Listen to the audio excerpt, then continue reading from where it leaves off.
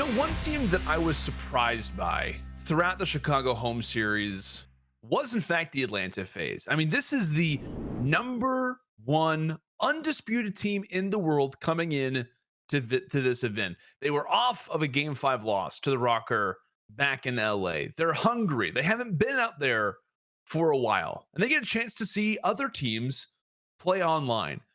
My thoughts on Atlanta coming into this event was that I wasn't worried about them, right? I mean, they're a mature group whose focus, despite being young, they have showed multiple times in the past that kind of the same thing that affects younger players doesn't affect this team. They should make it through their group, despite what was a group mixed with a number of different solid teams. I thought they'd have an easy semifinal matchup lined up versus the second seed and what was an easier group to begin with. Then they have to worry about Dallas, a team that they have beaten previously, a roster that they should at first match up well against in the finals, right? Both Empire and FaZe are great at search and destroy, but also very reliable on respawns as well. Both teams are very complete, and that's the thing, is that they're pretty much good at everything, and that's what makes them a difficult matchup for so many teams previously, FaZe included, was that you can't really look at one gamer in particular over a consistent long basis and say, oh, that's the mode that we can that's the mode that we can attack. That's the mode that they're weak in, right? The Empire until Chicago was almost the secondary version, the next best version of FaZe, right? Until Chicago, they hadn't eclipsed that notion of being on the same level as Atlanta. But I was pretty surprised by FaZe, right? Wins didn't come as dominant as they previously did. Respawns didn't look as well toned up. Search and destroy even was scary for them at times. Series just didn't really seem to be as easy as they were since they've gotten their victory in Atlanta. And there will be people that say, teams have off events, which is absolutely true. Not denying that whatsoever, but teams have caught up to FaZe. And I know some people, like I said, are going to instantly come up with that notion of, well, they've just had an off few events, which is very possible.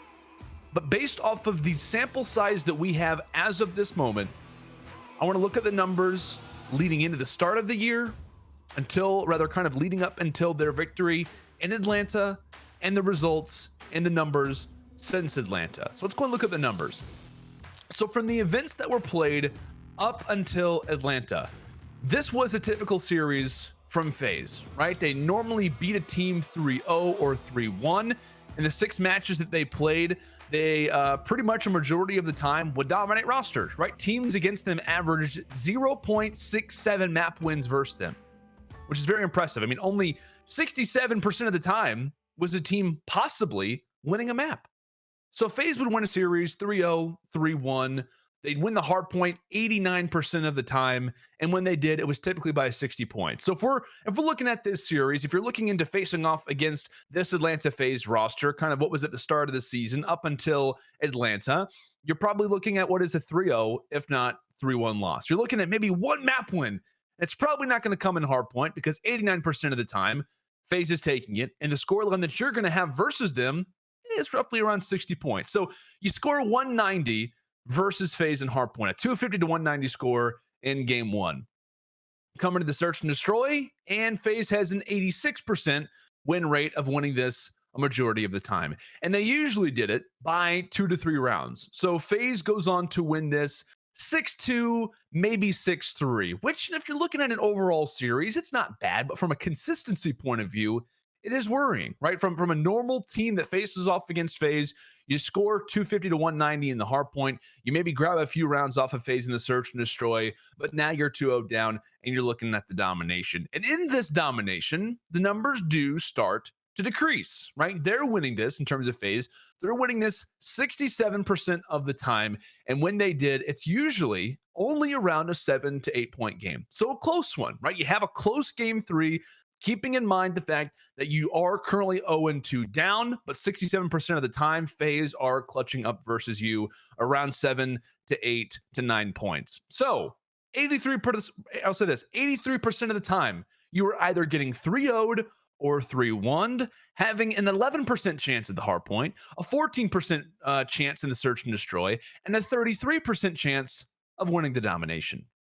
Not all that likely, right? Let's be honest. It's not all that likely that you're really making too much of a dent on this FaZe roster. A solid win in the hardpoint, a solid win in the search and destroy, and usually a little bit of a closer domination, but they're winning against you a majority of the time. So those are the numbers at the start of the season up until their victory, or rather kind of including their victory in Atlanta. So let's go and factor solely in the numbers since their win in Atlanta and up until this point. So we're looking at 6 series previously. We're now looking at a little bit of a bigger sample size now in 7 series. Now, since we previously looked, teams are winning double the maps they did since last time. Just to give you a little bit of a notion. So we talked about that 3-0, 3-1. Teams are normally winning double the maps and compared to last time. Previously, teams were winning a map 67% of the time. Now teams are pretty much doubling that. So what previously was a 3-0, 3-1 is usually a 3-1, sometimes a 3-2. Teams are competing closer with them in the hardpoint. What was previously a 250 to 190 game is now actually the opposite, the opposition winning this game. So what was normally a victory for FaZe is actually now a loss for FaZe, right? Comes down to the wire, but normally you are winning the game on hardpoint. If you're facing off against FaZe, you're winning that one 250 to 229. The search and destroy, a different story. FaZe wins this by around 1.5 rounds. So what was previously a 6-2 is now a 6-4, maybe even a 6-5. The Dom, however, is more difficult to take. What was previously the easiest one to maybe catch off guard against the FaZe boys is now, in fact, one of the most difficult. What was previously a 7 to 8 point victory is now usually a 28-point victory. So the numbers in general, right? We're looking at what was leading up at the start of the season since post-Atlanta.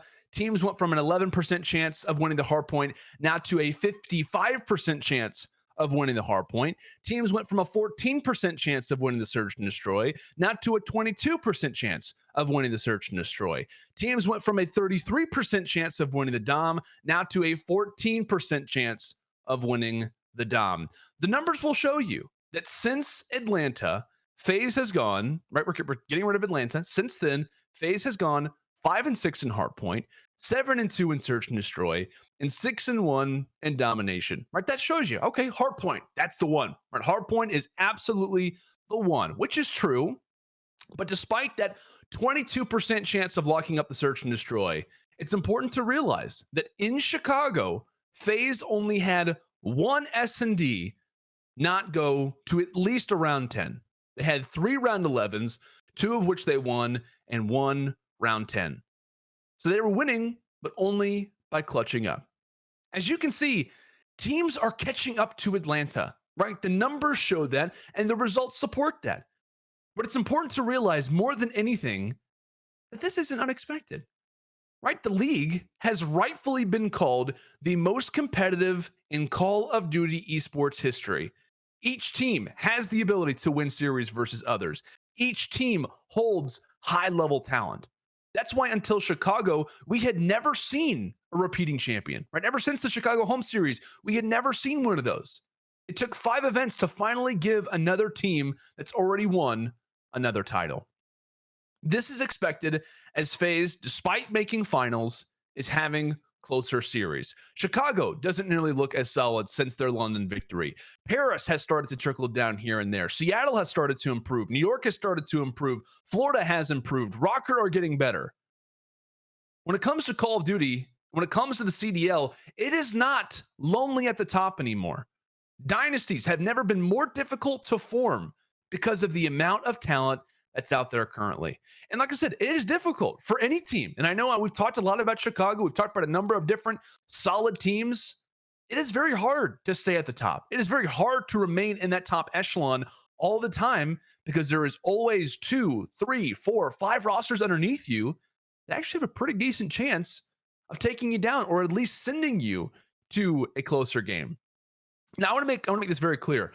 I'm not giving a pass to Atlanta in this moment. I want to be very clear with that. This trend of teams starting to catch up was expected, but that doesn't mean they get to walk off as if everything is fine. But the reason why I'm not up in arms about this group as much as others is because I know that they feel what I just said. They know that loss wasn't okay. They realize they haven't looked as great. Series aren't as easy. Teams are starting to figure them out. aBeZy's lack of success early in Search and Destroy. Dominant kill totals coming despite major hardpoint victories. Role changes. A lot of things changing up. You're not able to rely on the same things that you did previously. But if there was a team that I believe, if there was a team for you to believe that could fix these issues, it would be FaZe. If there was a team to bet on that works on these problems, it doesn't really tilt them, right? It doesn't get to the point where these results are starting to affect them long term. It goes on the track record of these young guys on FaZe. One thing I continue to expect from FaZe is to continue to mold their team around what's currently happening in the CDL. That's why I said FaZe won the offseason. That was a quote that I was known for saying at the start of this year. FaZe has won the offseason coming into the inaugural season of the CDL. Not only are they talented, not only are they young, but they're also versatile. They've been a fast team. They tried to get everybody on that same pace with the role change. They have players that can interchange AR and flex positions and even the SMG positions. They have a guy known as Mr. Do-It-All, the Swiss Army knife of Call of Duty Esports from last season. Priesta went from a main AR to a flex to a dedicated SMG, won championships. If you want him to play main AR, cool. You want him to be the second AR? Probably not, but he can do that, right? To be a fast SMG with Simp and aBeZy, can do that as well. At the very least, he has the ability to be the difference maker, and he's probably the player that I'm looking at most. To be honest, I think that he is the movable piece that once in the right spot can keep FaZe in a powerful position. Much like it hurt Chicago to see two rivals in the final, it hurt FaZe to lose to a team that they hadn't dropped the map against so far on the season, right? Despite matching up two previous times, both were a 3-0 sweep. And when it comes down to the finals, the only map that Atlanta walks away with is a round 11 1v1 between Simp and Clayster. And given the timing, given the movement, it could have gone either way. You give FaZe the credit for it, but at the very least, it comes down to the absolute last moment a Search and Destroy game can have. But this series, no matter how you shaped it, no matter how you moved it around, it was going to be Dallas, right? Even if a round 11 goes their way, or if you were to change around the timings, change around what was closer other games, it still would have been a 3-1, right? Once we saw the Hackney Dom that FaZe has been so good on previously, once we saw Dallas take that, I knew it was over.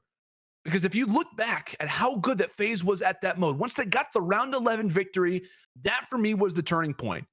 The turning point that said Dallas is winning this, and the turning point that said FaZe, they're done. For the first time in a final, they're done. Keeping in mind, Hackney Dom, like I said, for Atlanta, here in Chicago, just before their grand final series, they had beaten Seattle in one half of the Dom, 106-52. They had beaten New York 114-55 and a half. They had beaten London earlier on in the tournament, 166-149. It was a map that they had beaten Minnesota on twice, 178-129, 169-140. A map that FaZe had beaten Dallas on previously, and they lose it here in the grand finals. Like I said, once that map was done, once we see the 2-1, the round 11 swing leading into what is called the swing game mode of domination, once that one was done, once that one was over, and it goes Dallas's way in the dominant fashion that it does, I knew it was over. I knew it was done. FaZe realize, much like the Huntsmen, that they couldn't handle it. They couldn't handle it when it comes down to this team. But I think at this moment, if you are the Atlanta FaZe, you are currently going back to the drawing board a little bit, right? You're evaluating what took place. Much like the Huntsmen, Huntsmen have a much shorter, or rather, much longer time than FaZe do to kind of change things up a bit. But if you're Atlanta, you're realizing teams are catching up. The numbers, the stats, the figures, the results, it's all showing that. It's all indicating teams are beginning to catch up. But for FaZe, at this moment, the time has come to realize it's time to respond. And how they respond will evaluate how or if this team can, rather if this team can remain on top. I think they do that, right? And I think this team, the way that this group has shown themselves previously, it shows that they have the ability to remain at the top. They have the flexibility, they have the young talent, they have the personalities to keep this team in the same position. But like I said, considering the way that certain teams are on the rise, series aren't getting easier. The season has really started to progress here for FaZe, and this is the time for them to respond. After rosters are catching up, we'll see what they can do and whether or not they can continue to weather the storm as being one of the best teams in the game.